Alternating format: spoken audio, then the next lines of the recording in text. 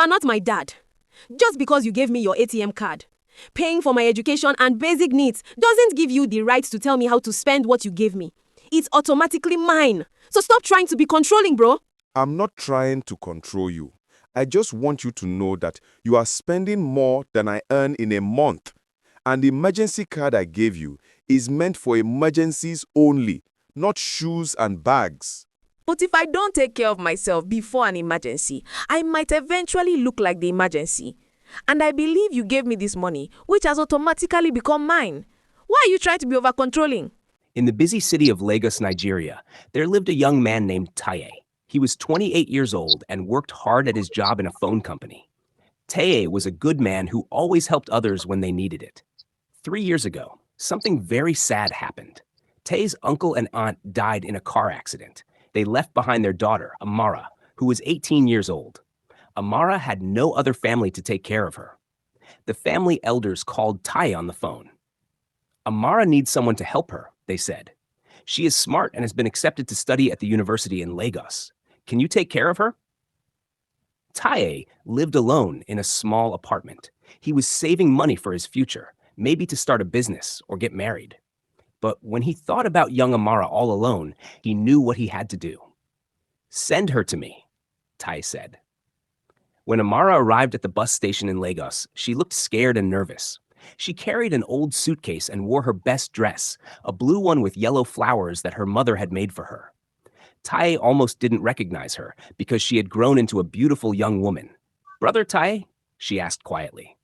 "Welcome home, little sister," he said and gave her a big hug. Taye changed his whole life to help Amara. He moved to a bigger apartment with 2 bedrooms so she could have her own room. He worked out how much money they would need for everything: university fees, books, clothes, food, and transportation. He even gave her 20,000 naira every month for her personal needs.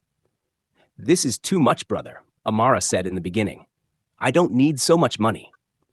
"Education is very important," Taye told her. "Study hard and don't worry about money. I will take care of everything." Amara did very well at university. She made good grades and many friends. She was happy and filled their home with laughter. On Sundays, she would cook rice for them both. It wasn't as good as her mother used to make, but it was made with love. One day, when I finish school and get a good job, Amara would say, "I will take care of you, brother. I will buy you a nice house and a car that works properly." Taye would smile when she said this, but he didn't help her because he wanted something back. He helped her because he loved her like a sister. For 2 years, they lived happily together. Taye would wake up early, go to work, and come home tired but satisfied. Amara studied hard and kept her expenses low. In the evenings, they would eat dinner together and talk about their day. Taye was proud to see how his hard work was helping Amara grow into a smart, educated young woman. But he didn't know that things were about to change. As the old people say, when you help someone, don't expect them to always remember your kindness. In Amara's 3rd year at university, she began to make new friends. One of them was Jide, a boy from a wealthy family who always wore expensive clothes and drove a flashy car. Jide had never worked for anything in his life, and he didn't understand what it meant to struggle. "Amara, why do you always worry about money?" Jide would ask her. "Life is for enjoying. You should buy nice things, go to expensive restaurants, and have fun." At first, Amara would shake her head. "My brother works very hard to give me money for school. I cannot waste it on things I don't need." But Jide kept talking. "Your brother gives you money, right? Then it's your money now. You should spend it however you want." Slowly, Amara began to listen to Jide's words. She started to look at her simple clothes and old phone and feel embarrassed. When she went out with her new friends, they would go to expensive places that cost more money than she usually spent in a whole week. "Come on, Amara," Jide would say. "Don't be so boring. Buy something nice for yourself." Little by little, Amara started spending more money. First, she bought a new dress that cost 15,000 naira, almost all of her monthly allowance. Then, she bought expensive makeup and shoes. She told herself these were important for her future career. At home, Taye began to notice changes. Amara came home later and later. She stopped cooking on Sundays. She was always on her phone, talking to her new friends. "How was school today?" Taye would ask during dinner. Fine, Amara would answer without looking up from her phone. Are your studies going well? Do you need help with anything? Everything is fine, brother. Don't worry so much. But Taye was worried. He could see that Amara was becoming distant and cold. When he checked his bank account, he saw that she was spending much more money than before. The card he had given her for emergencies was being used almost every day. One evening, Taye sat down with the bank statements. In just 1 month, Amara had spent 45,000 naira on top of her regular allowance. There were charges for expensive restaurants, designer clothes, and things he didn't recognize. Amara, he called from the living room. Can you come here? I need to talk to you. I'm busy studying, she called back from her room. This is important. It's about your spending.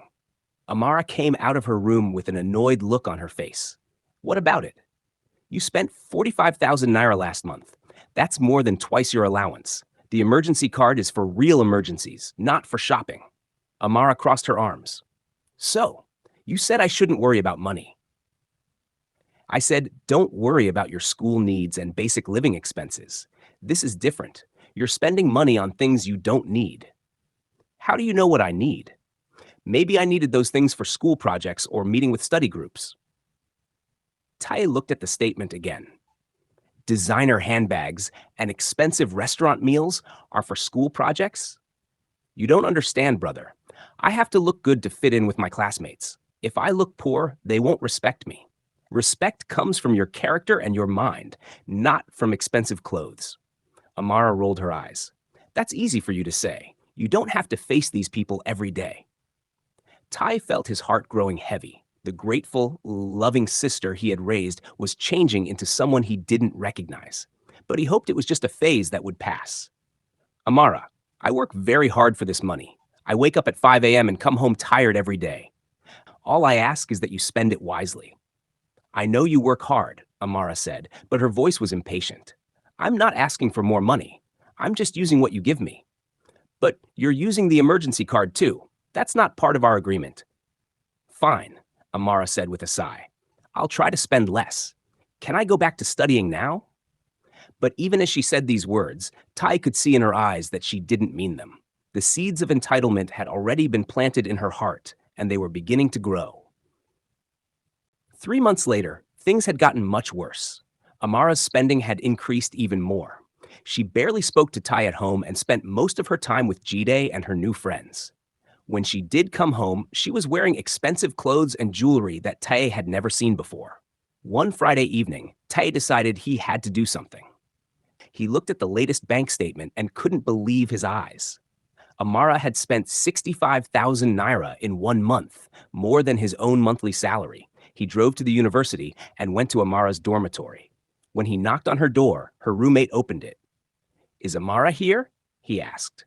Yes, she's inside with some friends, the roommate replied. Taye walked into the room and found Amara sitting with Jide and another girl named Kemi. They were laughing and planning to go out for dinner at an expensive restaurant. Amara, we need to talk, Taye said calmly. Amara looked embarrassed to see him. Brother Taye, what are you doing here? I'm busy with my friends. This is important. It's about your spending. Not now, Amara said quickly. We're about to go out. You spent 65,000 naira last month. We need to discuss this. The room became quiet. Jide and Kemi looked at each other with awkward expressions. Can't this wait until tomorrow? Amara asked.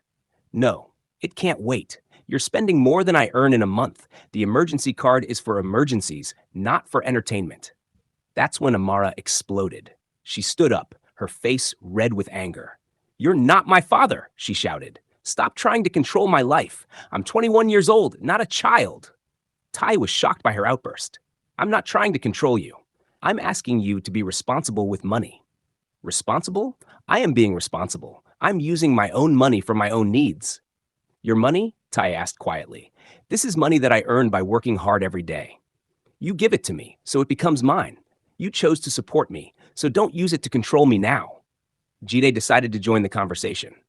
Yeah, man, you are being kind of controlling. She's an adult. She can spend her money however she wants. Kemi nodded in agreement. It's really not fair to track everything she buys. That's not healthy. Taye looked at these two young people who had never worked a day in their lives. then back at his sister. So you think the money I work for becomes yours just because I give it to you?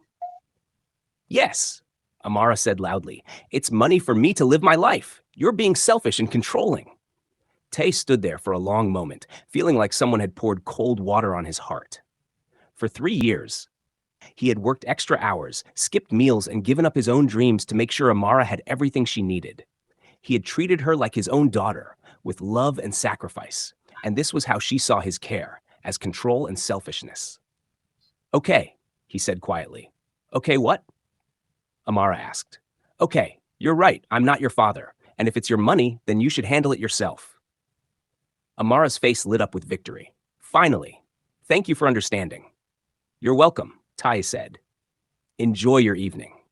He turned and walked out of the room.